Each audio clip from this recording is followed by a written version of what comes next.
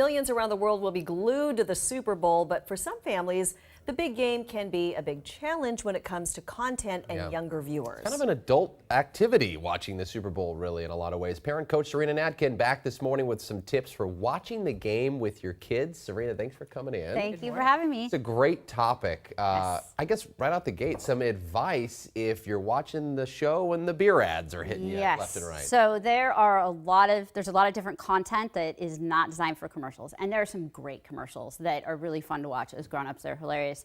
But there's a lot of content that our kids are seeing, and if we're not talking about it with them, kids are fantastic observers. They're really poor interpreters of information.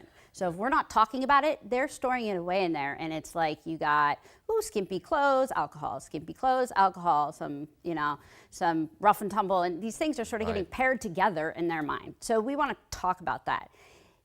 If you have a Super Bowl party at your house, your friends who don't have kids especially may not enjoy you pausing the commercials and let's talk about this, honey, right? Right. So you need to come up with a game plan. If you are having other adults over and you're intending to watch the game, I learned this early on. I'm a big college football fan. If I wanted to watch my game, the kids needed to be occupied. When my team was in the Rose Bowl, we printed out coloring pages. I gave them colored masking tape to decorate. To give them something to do, right? So they had some buy-in to, this is an exciting thing.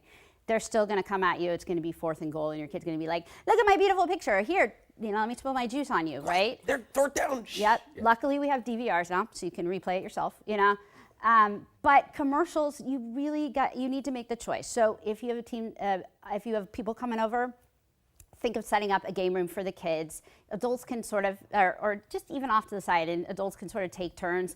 If you really want to play those commercials and the kids are around, maybe each parent takes a turn and, they go run around the house and warm up for the next play, during commercials or something to keep them, the little kids from viewing it. Older kids, you can use it as conversation piece to talk about these things. We have several things that may come up. We may have players kneeling, so that may be a topic of conversation again.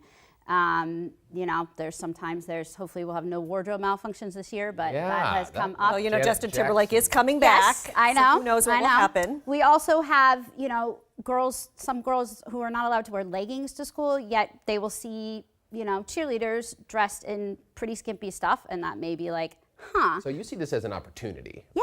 In a way, I can feel it. Not every moment is a teaching moment, but if you're gonna do it, you need to be wise, because it doesn't go over their head. It just gets stored in how they interpret it. And it sounds like you're saying don't necessarily wait until they come to you with questions, right? It's up to us. We're the adults, right? So they're not gonna be like, now can you help me make sense of the interplay of these things here? No. So it's up to us to bring it up and point it out. And you'll have to go by sort of age of your kids. And if they're not old enough to understand, then they shouldn't be seeing it. And it's hard because that becomes, you have to make some trade-offs as adults. Right. We try to play games too with the commercials, like a scavenger hunt with the commercials. Because you get to see them beforehand anyway. Yes. So, like a checklist, and then you get a prize. Go find the Tostitos or whatever, Exactly.